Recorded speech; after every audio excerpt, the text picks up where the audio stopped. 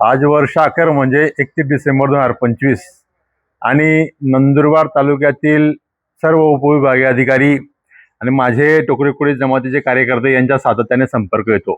टोकरेकोळी जमातीचे जात प्रमाणपत्र मिळणे कामी ज्या वेळेस एखादा अर्जदार अर्ज दाखल करतो त्यावेळेस वेहेली ऑनलाईन सेतू केंद्रवाले भरपूरदा अर्ज स्वीकारत नाही आणि जे कोणी स्वीकार नसतील अशांची तक्रार आम्ही कलेक्टरांकडे करू आणि अशांचं सेतू केंद्र रद्द करू।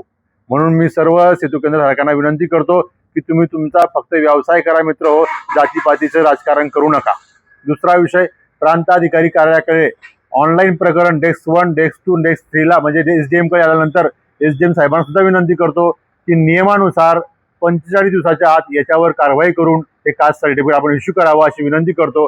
अन्यथा नंदुरबार तालुक्यातील प्रत्येक गावातील प्रत्येक घरातील कार्यकर्त्याला जोपर्यंत कास्ट सर्टिफिकेट मिळत नाही 1 जानेवारी 2026 ते 31 जानेवारी 2026 पर्यंत या 365 दिवसामध्ये आम्ही सर्व कार्यकर्त्यांना प्रत्येक टोकरेकोळी बांधवांना कास्ट सर्टिफिकेट मिळेल असा प्रण घेतलेला आहे आणि या प्रणमध्ये सर्व समाज बांधवांनी साथ द्यावी असे आवाहन करतो।